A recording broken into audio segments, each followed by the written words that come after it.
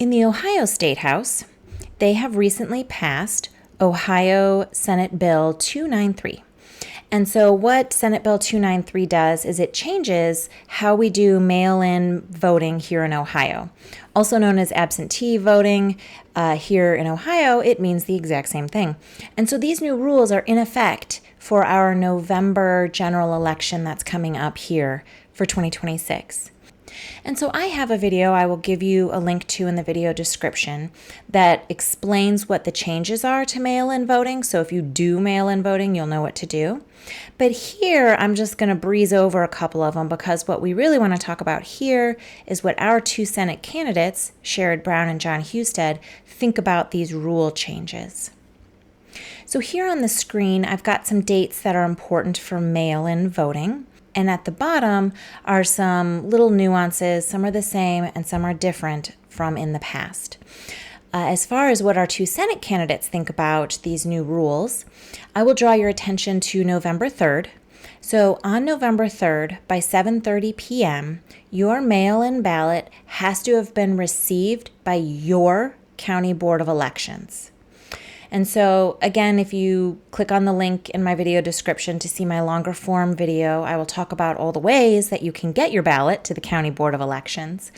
But the point here is to say, in the past, you had to have your ballot postmarked by November 3rd. Now it actually has to be received by the County Board of Elections.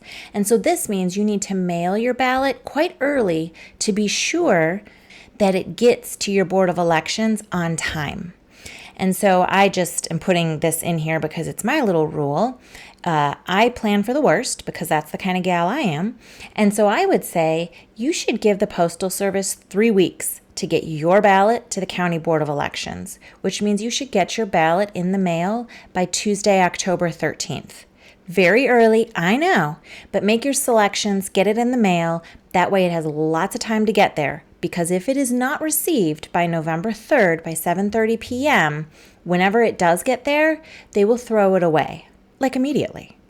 And then one other rule that has changed a little bit. Previously, once a year, they would check your voter registration information, your mail-in ballot information against the Social Security database, the BMV, like your Ohio driver's license and registration information, and make sure that everything matches up. Now they're going to do that check across systems every month. And if I'm understanding correctly, they're going to be paying special attention to tiny little differences across these databases.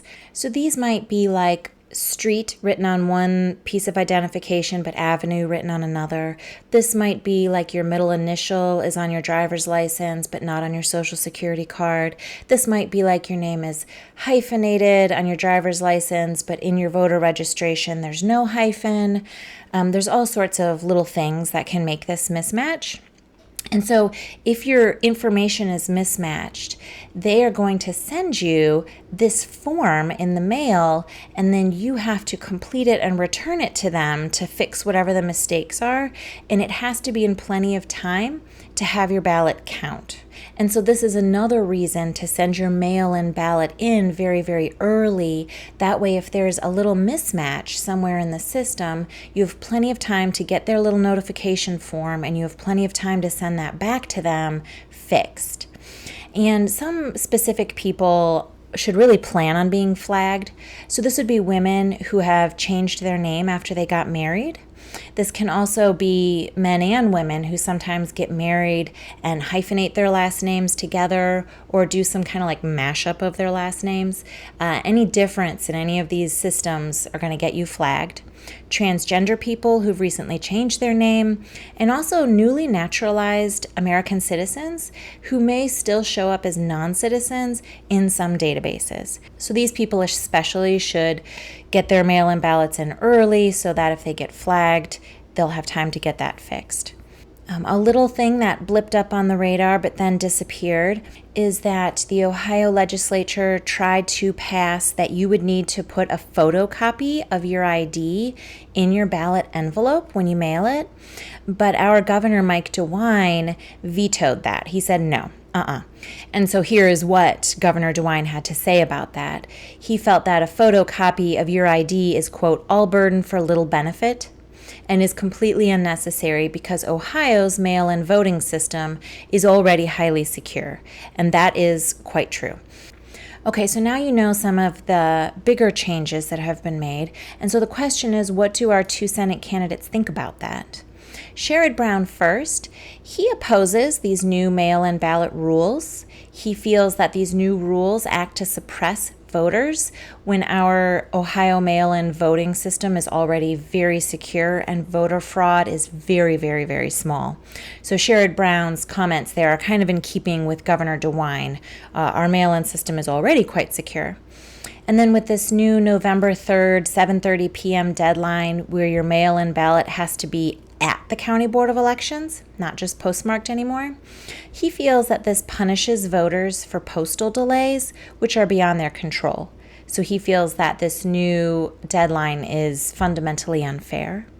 And then on flagging minor discrepancies in voter information, he feels that this creates unnecessary hurdles for legitimate voters. And again, I'll draw your attention back to what him and Governor DeWine have both said, which is our mail-in voting system is quite secure. And so fraud is not a particularly large issue for us, thankfully.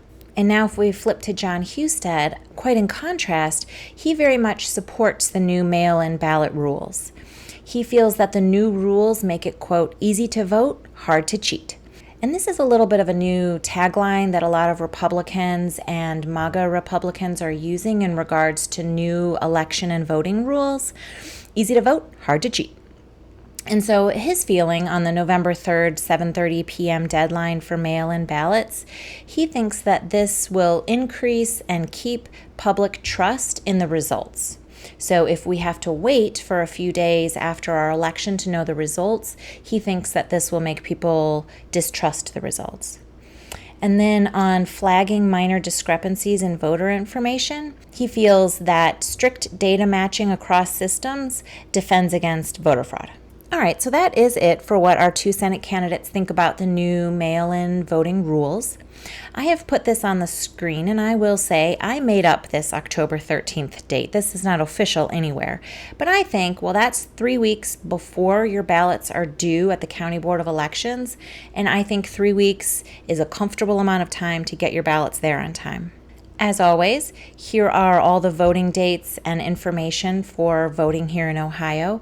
And in the video description, along with my link to a longer video about the new mail-in ballot rules, I also have links to Ohio voter registration information, tracking your ballot information, finding your County Board of Elections if you want to vote early, and all of those types of things. So check it out.